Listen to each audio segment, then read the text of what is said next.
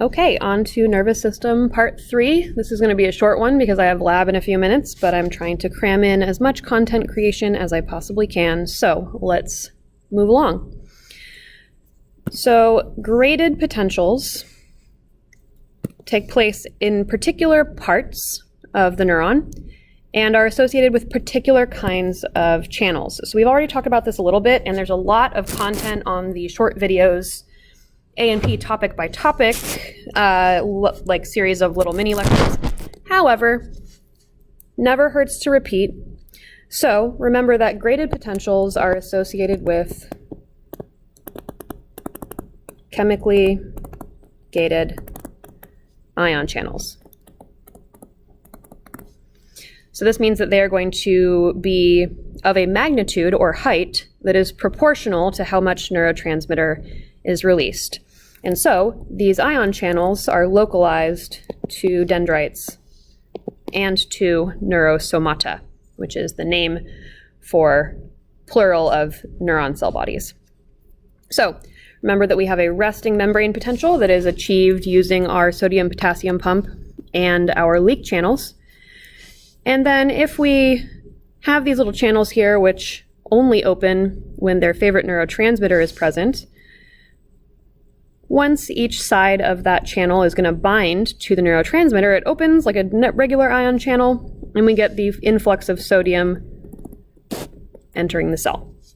And so, obviously, once sodium gets inside of the cell, it's not going to just stay put where it diffused to, because there's no sodium over here.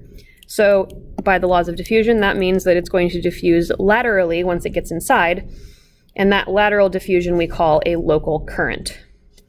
So if the graded potential is big enough, so of sufficient amplitude, to reach the threshold for opening of voltage-gated channels, then we might get to initiate an action potential. But it's totally possible for graded potentials to not be sufficiently tall or big, and that would be a sub-threshold stimulus, so a brief depolarization of the membrane, but not a big enough one to open up our voltage-gated channels.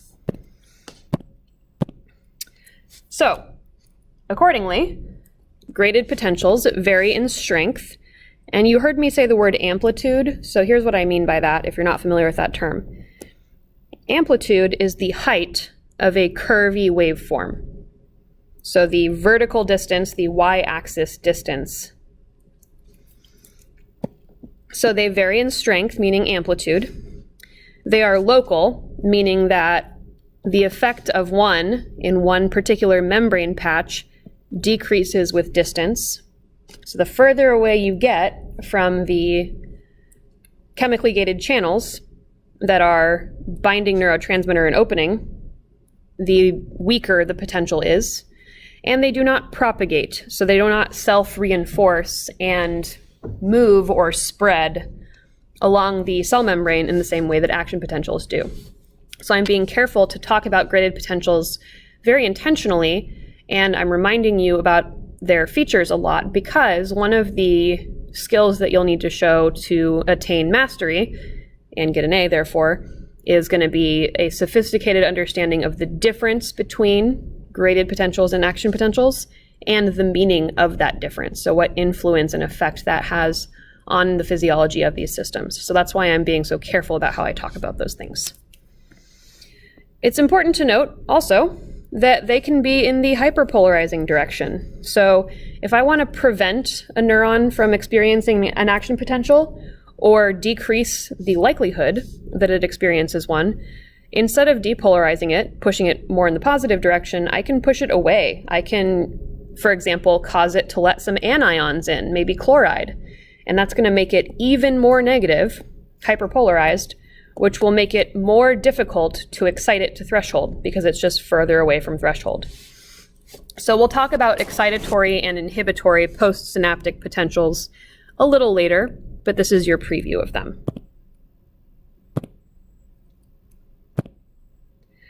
So, just to recap, changes in potential, they happen on dendrites and somas, and they can go in either direction.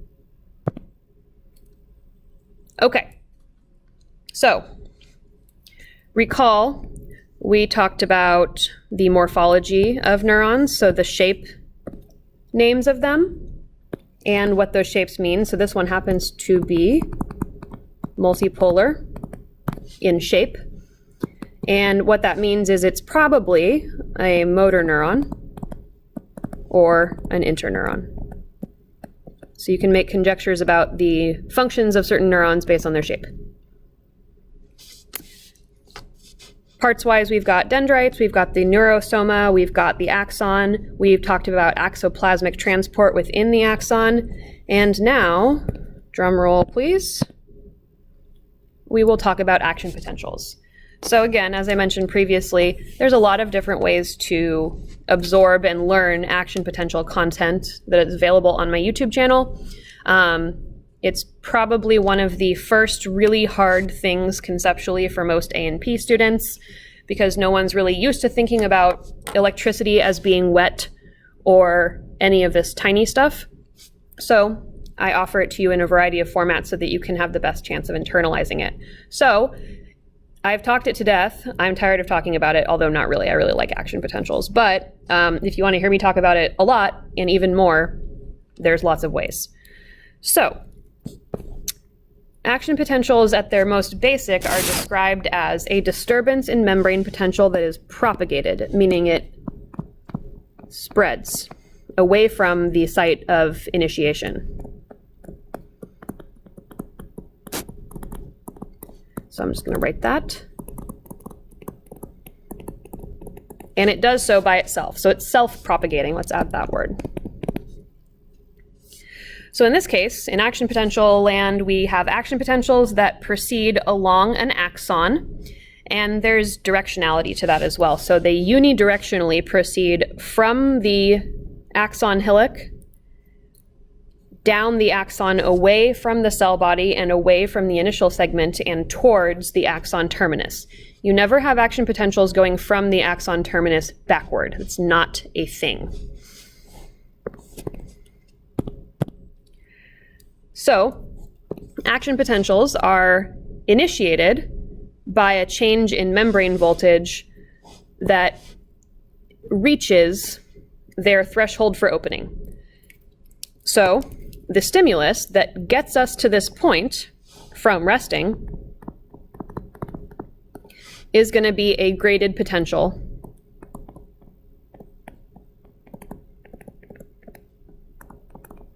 that gets us to threshold. So once we reach 60 millivolts, as you can see in this picture, we've got the lid popping open, and now sodium can enter the axon. So voltage-gated ion channels are just channels that allow ions to cross the membrane, and they're specific for the most part. So if I'm a sodium channel, I'm only going to let sodium through. I'm not going to let any other ions through. There are some exceptions to that rule, but we won't talk about the exceptions until we get to cardiac muscle, so that's going to be next term. So the types that are relevant to us for this are sodium channels, voltage-gated sodium channels, which are kind of the big one. Voltage-gated potassium channels, because you have to be able to repolarize after you depolarize. And voltage-gated calcium channels, which are required for exocytosis of neurotransmitter. So what happens when the action potential reaches the end of the axon. So what do I mean when I say voltage-gated channel, and what does that actually look like? Because it certainly doesn't look like this silly little cartoon. What they are, so if we look at this picture here, and I'll zoom in a little bit.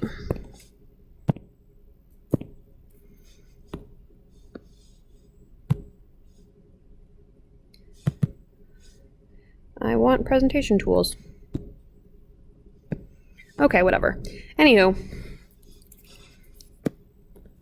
what you're going to see here is we've got phospholipids making up the membrane. And if you were to uncurl or unroll the barrel-shaped protein, it has these domains. And then they curl up into a tunnel like so. So we've got voltage sensors on the outside that detect change in membrane voltage via ion flux. And then at the bottom, we've also got an inactivation gate attached to the bottom by a tether. So it's basically like a tub stopper where you have a rubber stopper on a chain that you can use to stop up your bathtub if you want to fill your bathtub. Same idea here. The inactivation gate is like a tub stopper. So the activation gate at the top is different from the inactivation gate. So when the voltage is the appropriate level for the activation gate, which is negative 60 millivolts, it opens. And then at positive 30 millivolts, the inactivation gate shuts. So this gives the voltage-gated sodium channels a very specific and repeatable range of voltages at which they are open. And they're not open at other voltages. They don't like to be.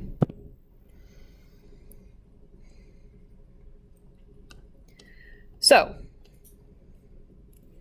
red here is indicating where a depolarization is occurring. But you should be able to tell, based on the location, whether or not the depolarization is a graded potential or whether it could potentially become an action potential. Because one of these is occurring on the cell body, the other one is occurring on the initial segment and axon hillock. So the location tells you something about the function. So each neuron is going to be sitting at rest at about negative 70 until I bother it to do something. So bothering it in this case looks like doing something to it that depolarizes it to threshold. So in this case, probably a graded potential that was big enough to depolarize us to threshold. Once threshold is achieved, we get the activation of voltage-gated sodium channels and rapid depolarization. So depolarizing meaning I am going from a state where the membrane is very separated, charge and chemical-wise, and I am transitioning to a state where the membrane is less separated, charge and chemical-wise, because now I am letting sodium cations inside. So I'm going to pause here because lab is starting, and then I'll pick up after this. Okay, so where I left off on this recording, we were talking about the opening of voltage-gated sodium channels, which is what kicks off the action potential. So the problem there is that what goes up must come down. So if I have a segment of neuron that's depolarizing, and I think that I maybe would want to, I don't know, depolarize it again at some point in the future, that means I have to repolarize it somehow. So that is where voltage-gated potassium channels come in. So taking a closer look at these, at negative 70, which is resting, both the voltage-gated sodium and potassium channels are closed. So the sodium-potassium pump is busy exchanging 3 sodium for 2 potassium. So we're kicking sodium out of the cell. We're letting potassium come into the cell.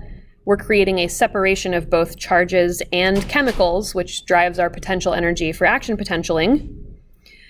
But the voltage-gated channels are not open. It's just the sodium-potassium pump and the leak channels. So if I have a graded potential that gets me to threshold, which in this case is negative 60 millivolts, that is going to flip our voltage-gated sodium channels open. And then the local current from that, so sodium is going to go in, that's what's happening in panel 2 here, that sodium is going to diffuse laterally within the axon, and it's going to go depolarize the next chunk of membrane enough to open the voltage-gated sodium channels in the neighboring chunk of membrane. Now, it just so happens that positive 30 is when the membrane voltage has reached the point where the inactivation gate on the bottom of the voltage-gated sodium channel shuts. So it's open between negative 60 and positive 30, full stop. There's no wiggle room there. It just so happens that positive 30 millivolts is also the preferred opening voltage for the voltage-gated potassium channels. So Depolarizing is movement of the cell membrane away from -70 and towards and even past 0 because we're letting in a bunch of positive charge. Repolarization is leakage of positive charge in the form of potassium back out of the axon, which gets us back down to resting, and in fact gets us past resting because the preferred closing voltage of the voltage-gated potassium channels is not -70 millivolts, it's -90 millivolts. And so that gives us some after hyperpolarization, which is a brief period of time during which it's actually even harder than normal to excite the cell membrane.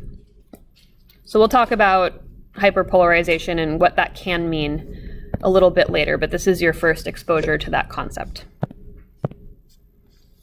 So this is just a recap on initiation. We have to get the membrane to its threshold, in this case -60. And if we do that, the voltage-gated sodium channels will stay open between -60 and +30 millivolts, after which the inactivation gate will shut. So that results in a traveling wave of depolarization due to the local current from a specific patch of voltage-gated sodium channels being open. And then in the patch behind that patch, we've got voltage-gated potassium channels opening, letting potassium out of the neuron, and that effectively brings the point of the action potential chart or curve back down.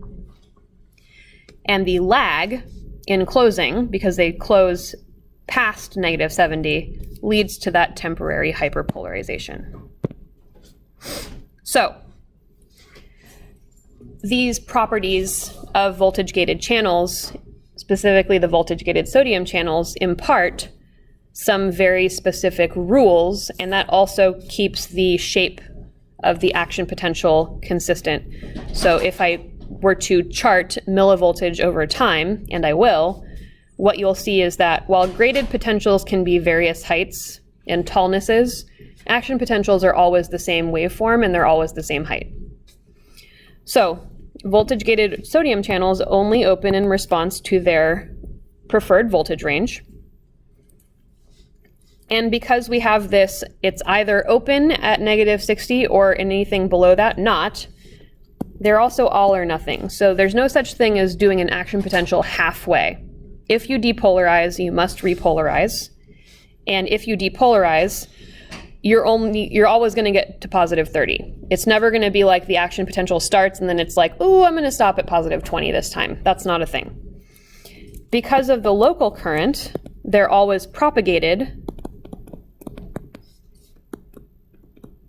down the axon, and that's specifically unidirectional. So we're only ever going to see action potentials going from the initial segment, typically near the cell body, down the axon to the axon terminus. So you don't ever have action potentials traveling backwards from the axon terminus towards the cell body.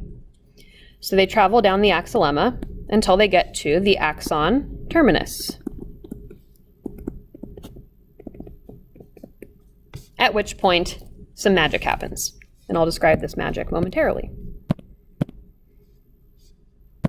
So before we do that, let's discuss the chart that I mentioned. So here we have a graph. I prefer to draw it a little bit differently, so it's pointier, which actually reflects what you would see on an oscilloscope if you looked at a real action potential in real time. But this curvier version kind of spreads it out enough to be labelable. So if we know that the voltage-gated sodium channel opens at -60, shut at +30, that means that for a given patch of membrane, during this time, you cannot initiate another action potential. So there's no way to get the membrane even more depolarized because the voltage-gated sodium channel is now shut. Which just is another way of saying you can't action potential while you're already action potentialing.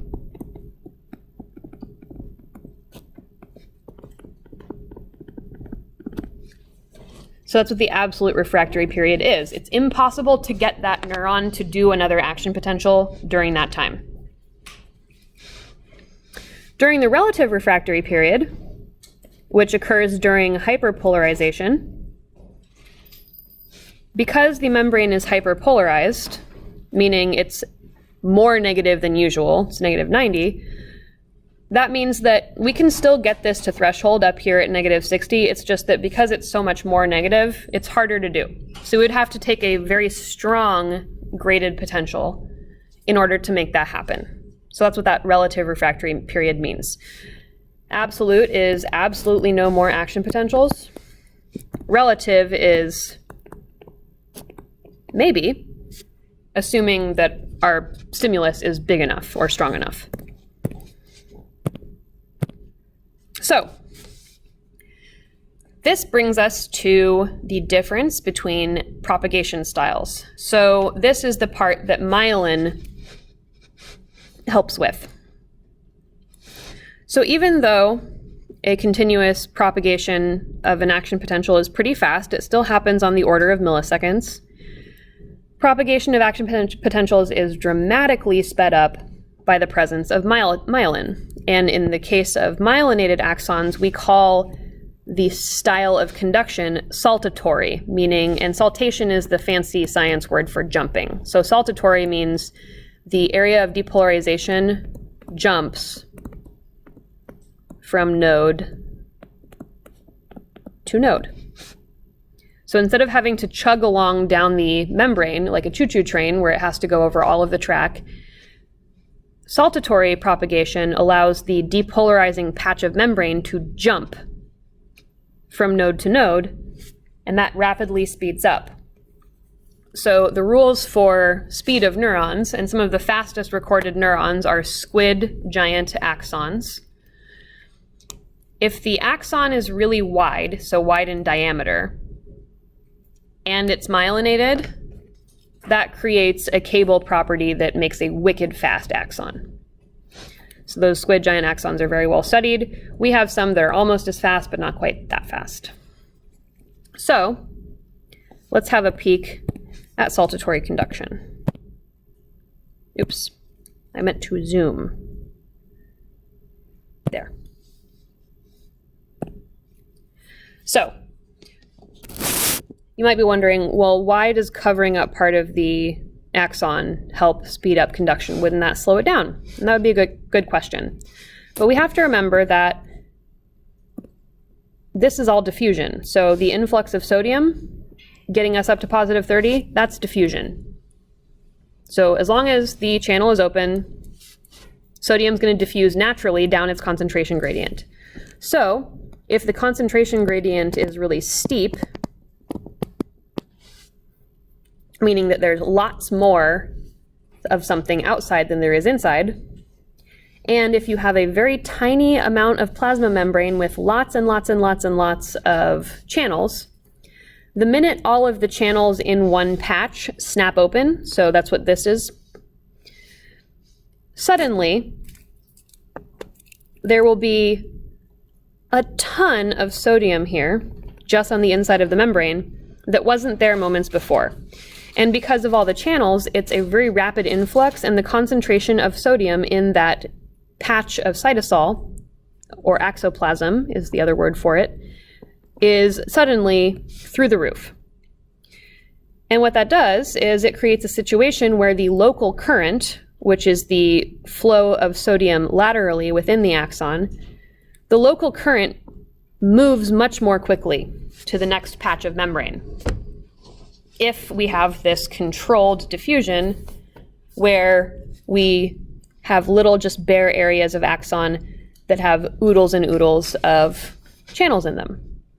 So that jacks up the diffusion gradient and therefore speeds up the propagation by speeding up the local current. So that's the reason that myelination speeds up action potential propagation. So I mentioned this already, so squid giant axons are the very, very fastest in the animal kingdom, but our fastest ones are type A fibers. So the fiber types are creatively named, things like A, B, and C. And I'll kind of give you an idea of these, but this is nice because it shows you like the average speed. So type A fibers are large, myelinated, and fast. So large meaning large diameter. Type B fibers are medium. So they're not as big as type A, but they're not kind of quite as tiny as type C. But you can see that the speed difference, type A fibers are 268 miles per hour. So someone actually measured how fast action potential propagation goes, and it's nearly 300 miles per hour. And type B is considerably slower at only 40. Type C are small, they're unmyelinated, and they only go about 2 miles per hour. So type C fibers, just for some context about how like this difference might be computed by you. Type A fibers are often associated with reflexes. So the reflex, for example, where you touch something really hot and before you have time to think, your hand jerks away. That's a type A fiber kind of deal. Type C fibers are pain fibers, specifically. Some of them are pain fibers. So you have neurons and fibers in your body that are only for detecting pain and for no other signal. And some of them are type C fibers, so heat and pain. So if you've ever whacked your shin on something and then noticed that it takes a while for the pain to dissipate, and then the whole time you're just like, ow, ow, ow, ow, ow. But the tissue damage has stopped, the pain persists. One of the reasons for that is because type C fibers are just so dang slow. So it takes longer for the pain signal to end for that reason.